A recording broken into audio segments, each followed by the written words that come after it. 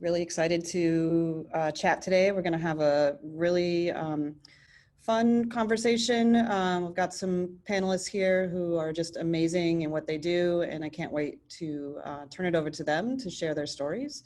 So without further ado, I think we should get right into it. If you guys are ready, I'd say we go.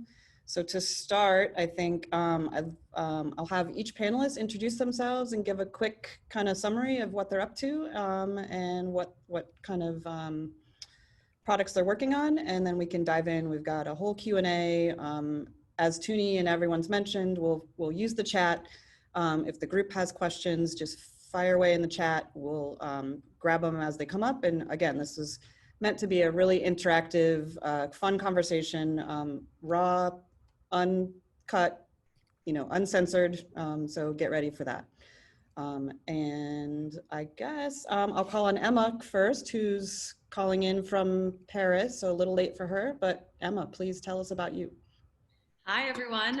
Yes, it's a little late here, but I'm so excited to chat with you all. My name's Emma, and I just graduated from Brown in the spring, and I studied visual arts and French. I started doing research for Intimately about 2 years ago, and I sell lingerie for women with disabilities. My mom is disabled, and I have lots of friends with disabilities, and I wanted to create clothing that they could actually get on that wasn't really complicated and that didn't need my help to help dress my mom and help dress my friends. That was also sexy and beautiful. So I'm in Paris for the next few months to study lingerie and but also to run my business and keep empowering women with disabilities. Cool, thank you. Kerlyne, how about you next? Yeah, my name is Kerlyne Jean-Baptiste. I'm the founder of KerlyGirl. KerlyGirl is a natural hair care venture that caters to folks with coilier textures. We've been in the market since 2018, and we're really intentional about catering to folks that are underrepresented in the market. So folks with coily, kinky hair, as well as having just highlighting underrepresented voices in the beauty market. So dark-skinned femmes, fat femmes, as well as non-binary and trans folks of color. So yeah, that's how we design, and I go by she, her, hers. That's my pronoun. Oh, thank you for that. That's a good reminder for all of us. Thanks. Cool, let's go to Pam next. Hi, so I'm Pam Berkeley. I started REShoes because, in part, my own issues with shoes not fitting my feet was a lifelong problem, and then I had nieces, and I didn't want them to grow up in a world where they would have trouble with finding shoes that fit their feet. And then overall, there's just massive problem with shoes not fitting women. Something like 90% of women have shoes that don't fit their feet. 2/3 of those women end up having some sort of serious physical deformity that results from shoes not fitting. And I see it as modern day foot binding. So in order to try to solve that problem, I'm working on a way of automating custom fitted shoes, and that is a really technical problem that has not been tackled, and it's kind of frustrating to find some of the state of the research in that area, because it's, like, it basically hasn't changed in a century. It's crazy. So I think we can all agree there are lots of improvements that can be made on various underrepresented communities, and it's time to be looking to design and engineer and create products that are a lot more inclusive, a lot more available for all kinds of different folks. So thank you all. So I'm gonna just dive in. I'm gonna get real kind of very quickly here, and I wanna talk about let's just start with kind of the barriers for designing products for women, being a woman, designing a product for a woman. I'll share a very quick anecdote, and then I'm going to actually turn it over to Emma to share another. But for me, my background is industrial design. I'm a minority in a very male-dominated industry.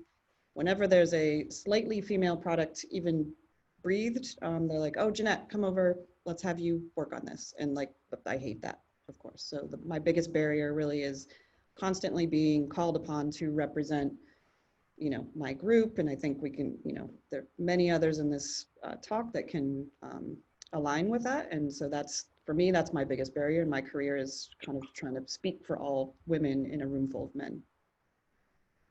So Emma, yeah, let's hear it. Yeah, well, that's a great anecdote. Thank you for sharing. And there's been a lot of challenges in designing, but for, you know, redesigning garments that have been the same way that they've been forever, like the bra, and redesigning it so that it's accessible for all women has just been challenging, just from a design point of view. But I couldn't do it alone. And when I tried to get resources and help from male professors or folks that I knew that had resources that were male, I spent so much time just trying to describe what was wrong with the bra in the first place.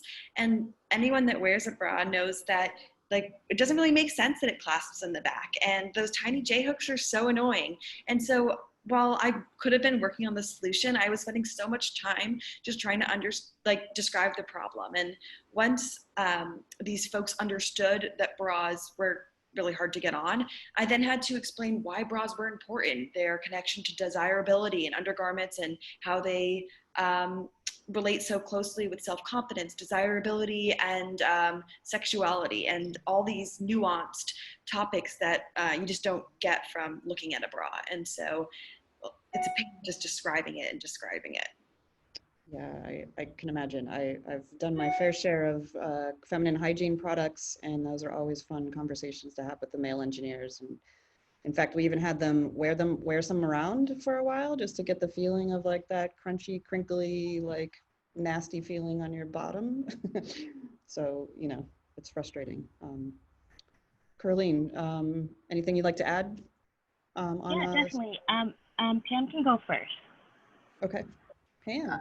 That works out because it plays off of what Emma was saying quite well. The amount of time that I have had to spend trying to convince men that women have problems with their shoes not fitting is extraordinary, especially considering almost every show or movie or outing you have that involves, you know, more than one woman tends to have somebody complaining about her shoes not fitting her, or them being painful or something like that. So it's just like, it's right there in front of everybody, and it takes so much work to convince the people who have the power and control the purse strings and control the advice flows and stuff like that, that this is a legitimate problem.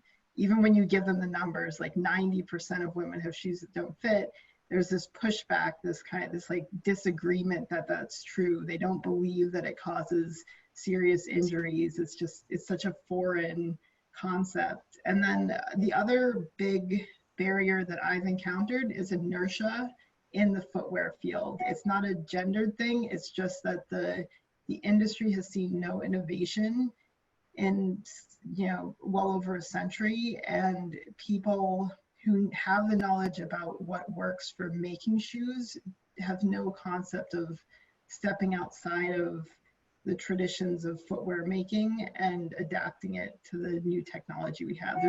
I found one or two coincidentally women who are innovating, but you know, mostly the field is pretty barren. It's hard to find collaborators that way. Yeah, wow. I think we could have a whole panel on the footwear industry, especially female shoes, and functionally what is the role there. I mean, the fit of a, you know, a cute pump or a high heel is obviously very last in the order of priorities in terms of what the shoe company is looking to produce. So true. So, cool. All right. Kerlyne, anything to add? Yeah, so I think when it came to designing KerlyGirl, the process was definitely twofold. So it wasn't only designing the product, but also the brand. Because myself, as a user of my own hair products, I started KerlyGirl out of my dorm room. I knew there was not only just a physical need, but there was really an emotional need in the hair space to see not only just products that worked for coilier textures, but to see coilier femmes and different types of femmehood within the hair and beauty space. So, just having graduated from Brown with a degree in Africana Studies, I was really deeply entrenched in social activism during my time there, and even now. I just always came at designing from a very intersectional perspective. I didn't know that it would eventually become so innovative, and that many of the folks that I would speak to would be like, I would have never thought about showing this or displaying this in this way. But yeah, I came from the design perspective, definitely very intersectional and twofold. And it's a process that we still hold today. Even right now, KerlyGirl is going through a package redesign, and we made sure to have every spectrum of life, of Black life, with it represented in our package redesign focus group, because we want to hear multiple perspectives. I think that's so true, and a very powerful statement that this panel is called Women Designing for Women, but if we're really kind of like in our tunnel vision of designing for women, that's really hypocrisy at its best in terms of what, we really want to achieve better products for everyone. And we happen to be in a space that's products for women, but can't just think solely, what the traditional definitions of a woman is. So Yeah. Thanks for bringing that up. Yeah, I think for me, I've been thinking a lot about what womanhood means to me, and being just a woman designer, and just being in in the traditional entrepreneurial space, womanhood really isn't easily categorized by me, but womanhood is something that I still hold on to because of the heritage of femmes and feminine energy I come from.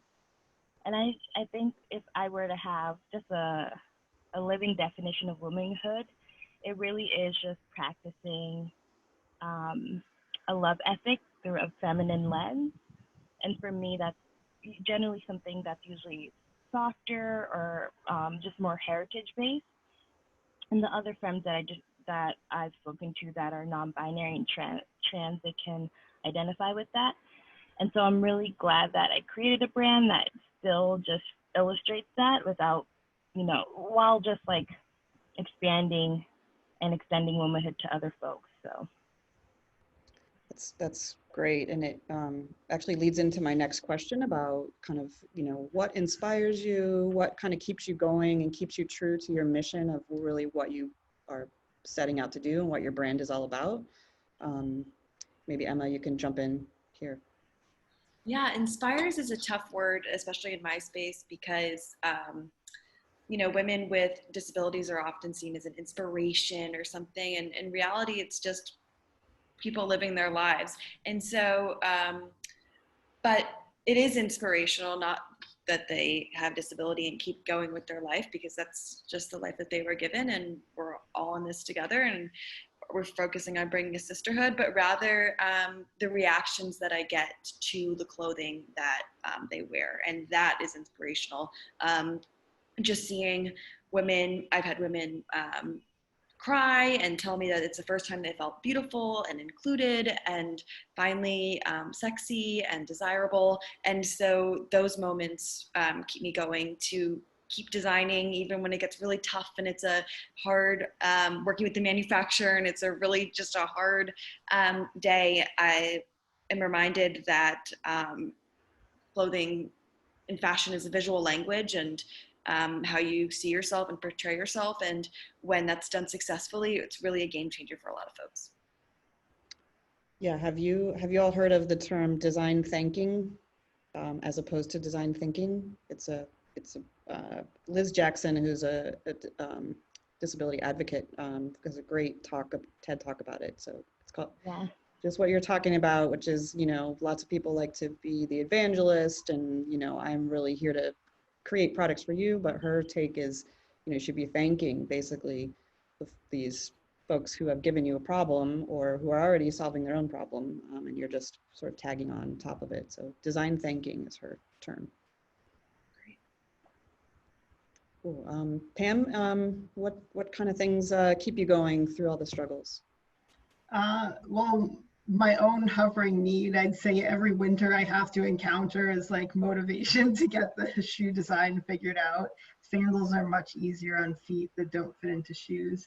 But I have been bringing this up to women for years now. Like this has been on my plate for going on 7 years, of just trying to crack the code of, you know, the complex shape that is the foot. There's been so much enthusiasm. Like so many women have told me, like, let me know when you have this because I need shoes that fit my feet. And then another thing is I like the discovery aspect of it. The part of me that went to grad school and like, you know, like to study novel things is the same part of me that, you know, realizing that a lot of this research into the foot has kind of just stopped somewhere around like 1970. You stop finding papers on like foot structure and, you know, relationships, and it's starting to kind of come up again. But there's so much that is, you know, they're almost like fundamental truths that I could describe in my own way about the foot, and that's pretty exciting. Interesting. Yeah, it's, you know, not often paid attention to, obviously. So I want to actually maybe switch gears slightly and talk about kind of the entrepreneur side of life as new companies. And I just want to hear from you, you know, does the reality of being, I guess you would call yourself an entrepreneur, I don't know if you label yourself as that or not, but does the reality of basically being an owner of a company, an entrepreneur, does that live up to what you thought it was going to be? Especially kind of, you know, now you're each in your second, third year of doing this. How does that match up? And anyone can jump in here.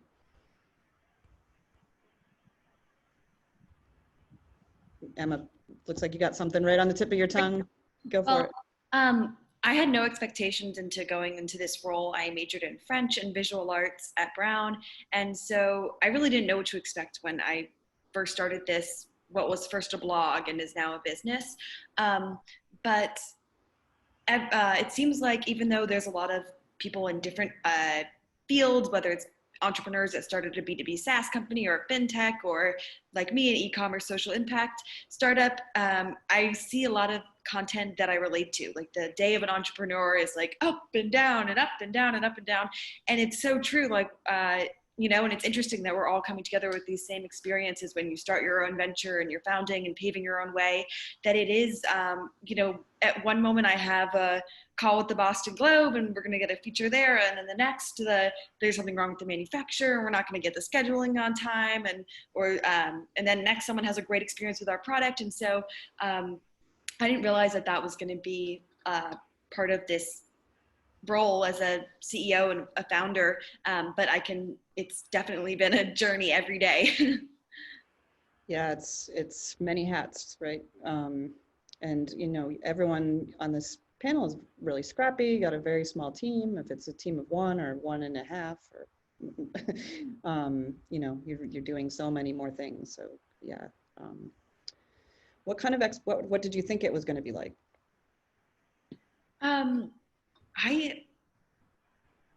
I don't know. I thought that it would probably just be a 9 to 5. Like I would just get up, do some work, you know, get it going, and then go to sleep and hang out with my family and friends. But over the last 2 years, I wake up in the middle of the night and I just write and I create, and you know, and now it's definitely not 9 to 5, and it's all the time, all the weekends. I'm on call with my team, you know, and we're making sure everything's going. So I think that was the biggest shocker, that it really was a 9 to 5 job. So yeah. Yeah, good point. Anybody else want to jump in with sort of, you know, what if their expectations were met or overachieved? Pam or Kerlyne? So I think one thing that kind of surprised me was just the actual mechanism of interacting with the government.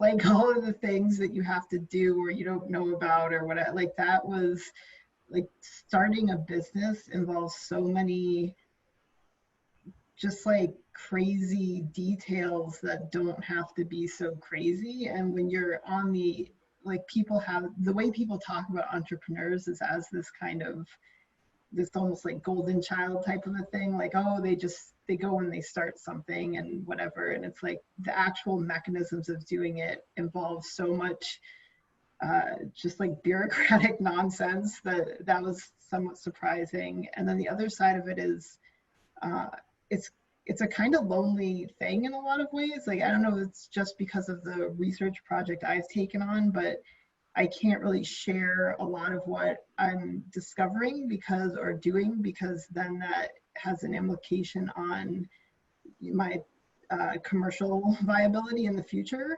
Until I get it patented or trade, if it's a trade secret, then I can't share it ever, or until I, let that out.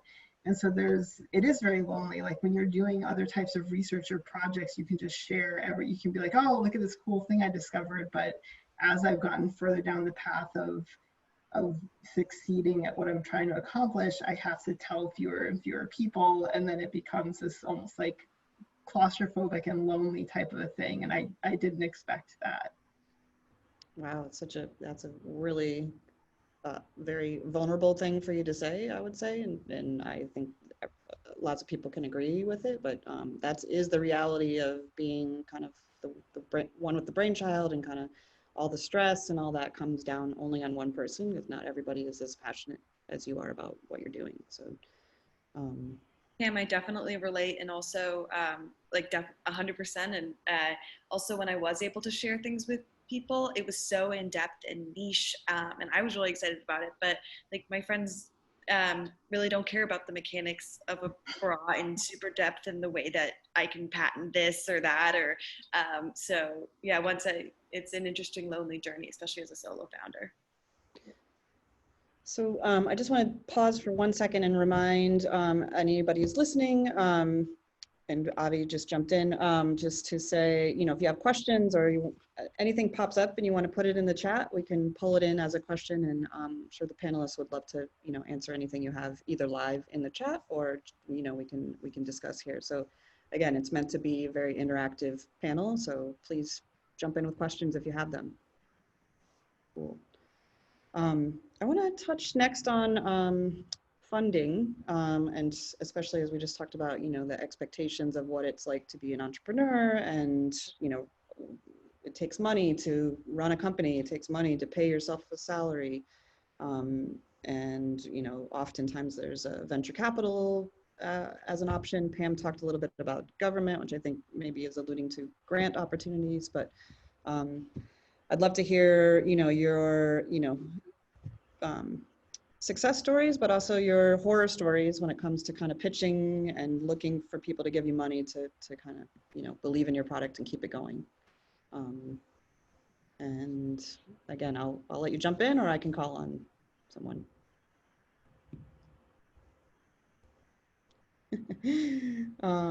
Okay, Emma, go for it. Okay, I'm so sorry. I've been speaking so much. I've been alone in Paris, so I think that's why I'm just really excited to chat with people.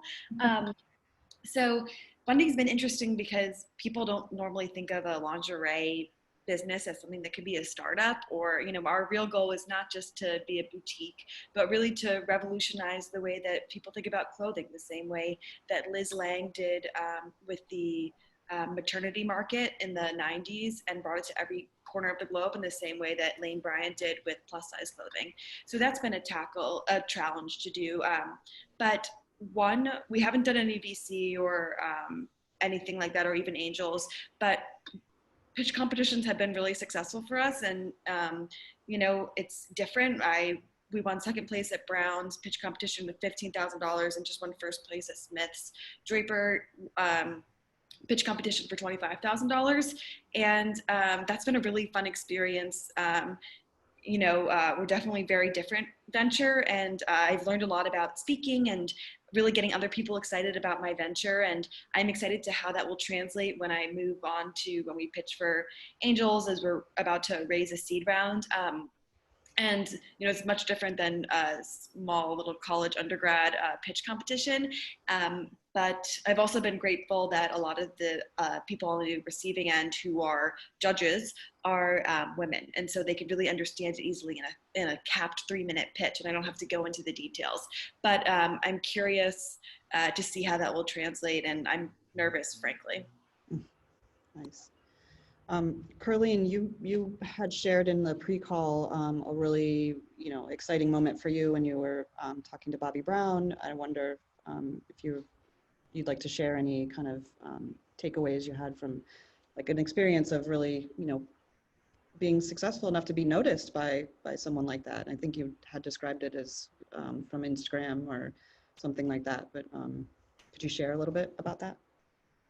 Yeah, I mean, so it's really been, I guess, to go back from the previous question and then tie it all around to your question on funding. But, I did not have any expectations when I came into entrepreneurship because I really didn't know the limits or the boundaries of it as a first-generation entrepreneur. I truly did start KerlyGirl out of a need from my customer base. And, this started its online platform. I did not know that it would garner so much attention from the startup community at Brown or the Providence community, and then the greater hair space community. And my journey in entrepreneurship really has just been keeping at it and really just always centering the voices and needs of the folks that I cater to, the coily haired, dark skinned, underrepresented femmes above everything. And even that goes back to your last question. So even when it gets hard, when I have a lot of microaggressions, because the majority of folks that I pitch to are folks that will not use my products, and the majority of what the validated startup community looks like are people who don't look like me, right? I just always just keep in mind, like, I'm really doing this because I knew what I needed when I was 5. So representation that looked like me, as well as hair products that attuned to my coily hair. So that way my mom wasn't always screaming at why my hair is just so difficult. But also just like, I guess, like if it does spread beyond my my community and it does empower other women or other femmes, it's also beautiful as well. I didn't know that, my first campaign, which was literally created as the Brown MCM department, it would garner 17,000 social media impressions organically. I put $0 and 0 cents. I didn't know that, amidst this whole summer that Bobby Brown would find my Instagram and be like, you have a really beautiful brand image and I want to talk to you. Now I've been in communication with her on how we can collaborate. I didn't know all these really incredible things would happen out of just really my visions and my needs.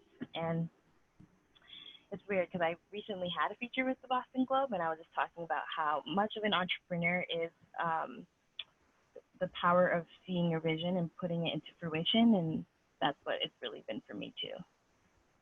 That's amazing, and it's something I love to hear. That is, you're providing a product and a service and a brand that is needed, and instead of creating a product and then trying to find a need, and that is very often what we see in entrepreneurialism, which is some kind of tech or something that a scientist has created and they're trying to shove it down your throat. And I love your kind of take on that. It's just really heartwarming, and we all wish you success. I think you're going to get there because you have the passion, and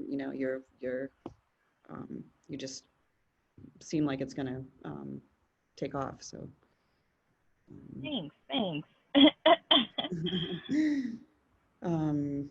Pam, maybe just to kind of talk a little bit about your journey in terms of funding and what you found struggles in, and kind of where you're coming from, which really is that sort of tech transfer kind of place, coming from academia. Can you talk a little bit about that? Yeah, so I originally tried to pitch through our school's startup venture that was just starting at Berkeley when I was there. But they, it was a bunch of grad students who were younger than me in business, and I'm pretty sure the entire panel was men. They were assessing my business for the competition. And their feedback was essentially like, well, is there a way you could pitch this to men? And it was just like, that started me down the path of, then I pitched it to another general challenge competition. Again, pretty much all men assessing it. And they literally wrote in the thing, like, this isn't, the pain points are an exaggeration, because I was saying they're literal physical pain points, like it causes serious deformity.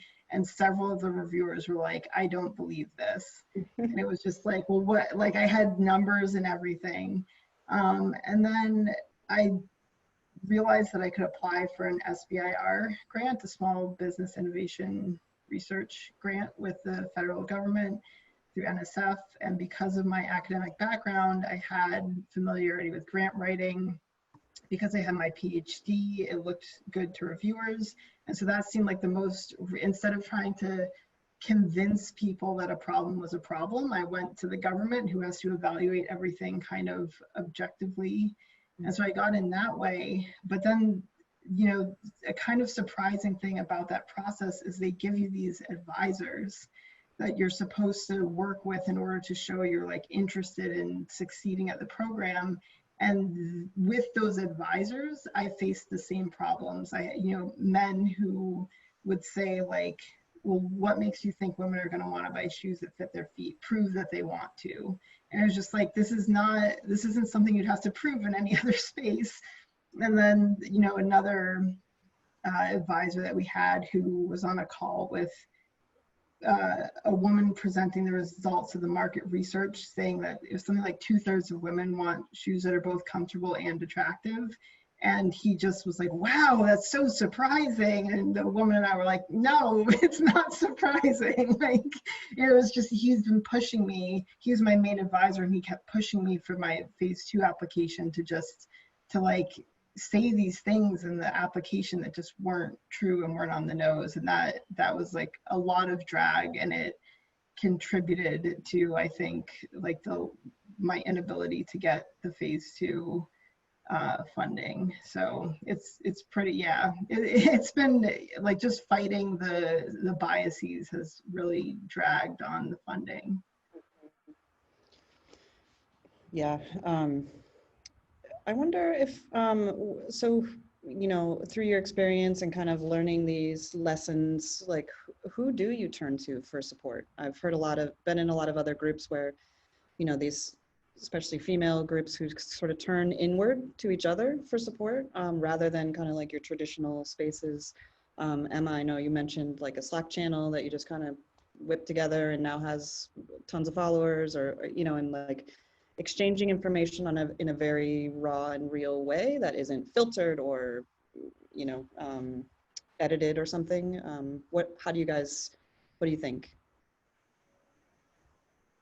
Go ahead, Emma.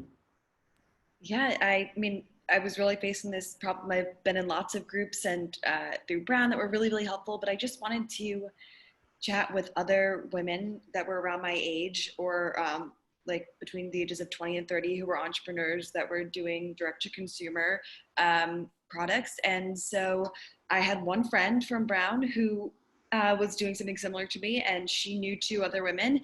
And we just wanted to simply like ask each other's questions like, what's the best, like what accounting software do you use? Or how do you negotiate for a lower MOQ? Things like that, just really one-off questions that we wouldn't be embarrassed or to ask, and other women were going right through it. And we could also just chat once a week for like camaraderie.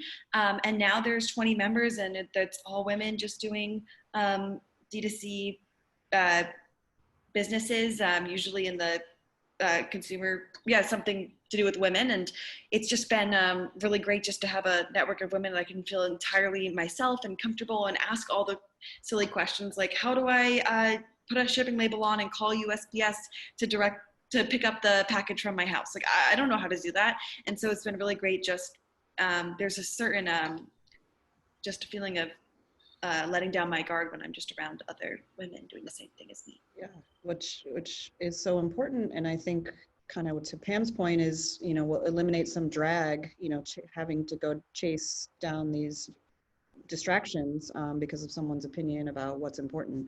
And it's really great that you formed a network that you can kind of just go to with just questions that you can be, you know, real about, and no one's judging anything. So I love that. What about any other like mentorships or other cohorts? I know you, Brown has been really good there, and you know, even Venture Cafe and Mass Challenge. What kind of recommendations do you guys have for pursuing those types of you know, grant opportunities? Yeah, I think for me, so I decided to take on KerlyGirl full time last August, and almost immediately Venture Cafe was a really great resource for me. You know, Avi and Tumi have always been just really warm and really empathetic to not only, you know, my professional and venture needs, but also just my personal needs. I feel really comfortable speaking with them, which I can't say for most my past 2-year journey, and that's saying something else. But yeah, I mean, another great resource is the Social Enterprise Greenhouse. But for me thus far, you know, my experience in entrepreneurship, and I don't know if that's just the nature of it, it's been really fractional in finding different resources I need. So whether it be just mentorship or whether it just be like a supply chain database, like I haven't been able to find everything I want all in one. I don't think that's the purpose of this industry we're in. We're supposed to be interactive and collaborative. If there is one thing I would really want to see is I just would want to see more folks that look like me, that are my age, doing this, you know, which isn't the case. You know, most folks, when they're referring me to people that are even, you know, Black, they're like 30 years older than me. There's not a lot of young entrepreneurs of color, and I think that's a real testament to how just the need to just really highlight more ventures of color and more younger folks to just take risk and have their voices in this industry as well.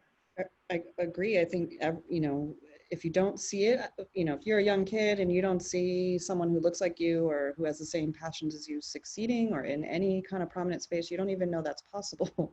It's really that simple. You don't even know that that could be a dream that you could pursue. So if you don't see it being represented ahead of you, you know, and that's what you're doing, Kerlyne, is hopefully, you know, your leadership now is going to mentor the folks behind you. So I hope. yeah, no, it's true. I mean, that's I really do. That's what if this means anything.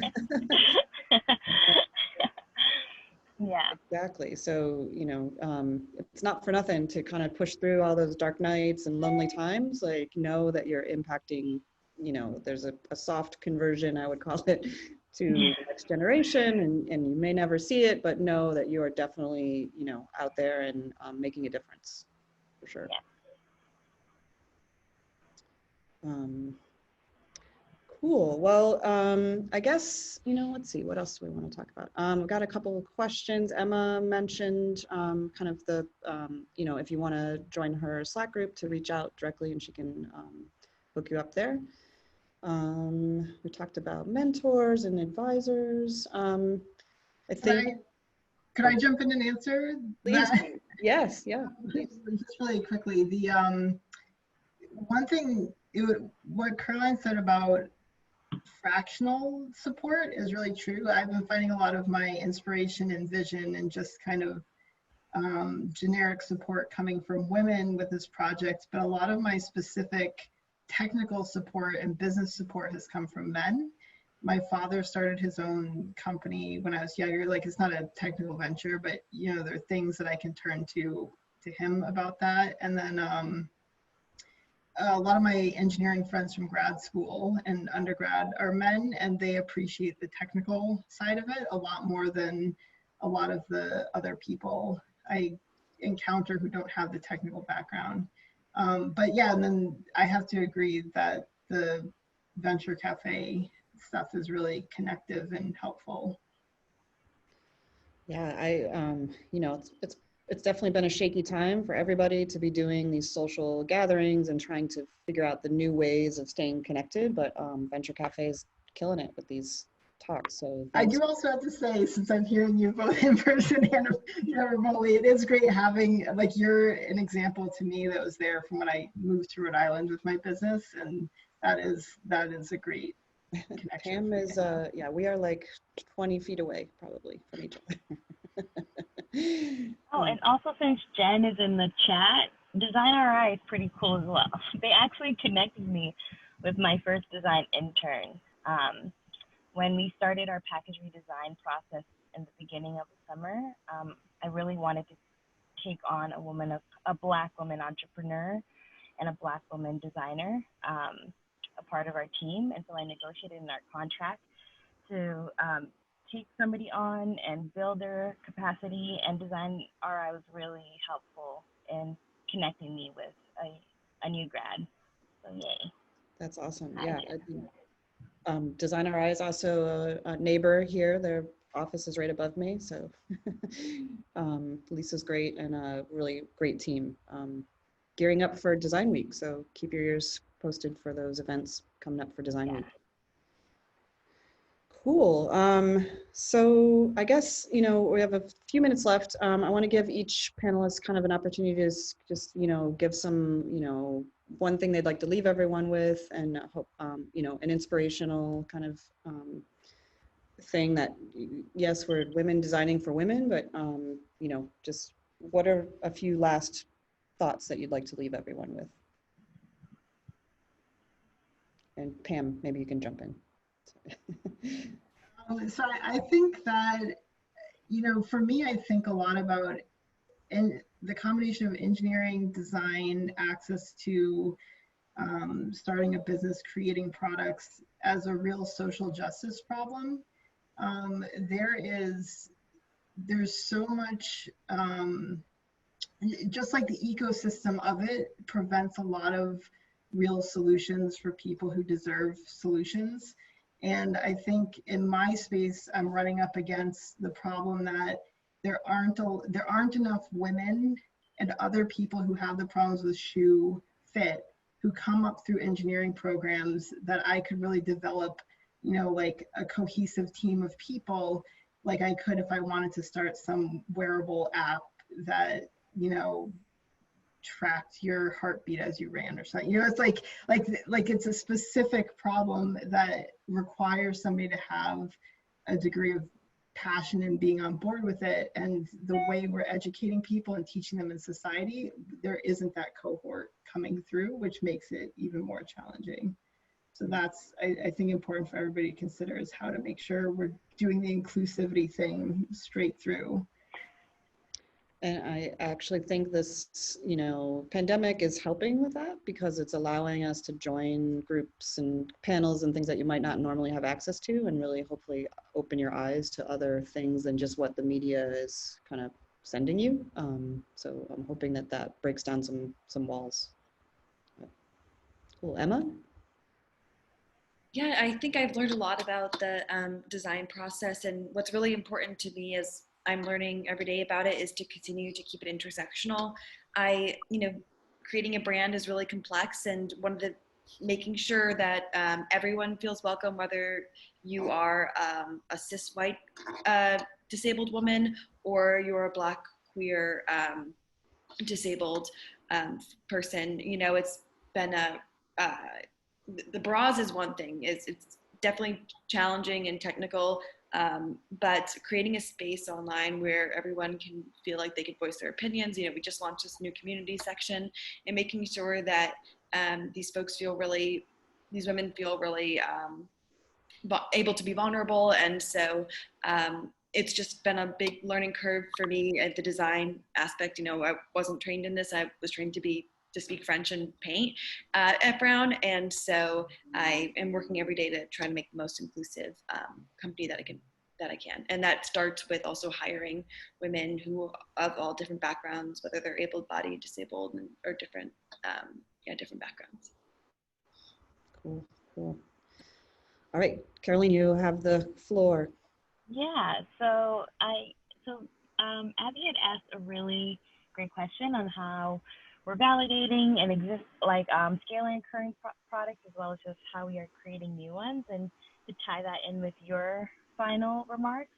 So yeah, I'm always trying new things in the market, as well as just like trying to see where we can create just more inclusive, more just better products for Black women. More than 75% of products marketed to Black women are potentially hazardous, and that just shows in the health of Black women's hair. About 50% of Black women experience alopecia. Like, studies are popping out of the WUHA about products that are currently being used by Black women being linked to cancer and infertility. And, you know, I have personal anecdotes in experiencing alopecia and experiencing missed periods. So I'm always trying to find something that's more natural, more pure.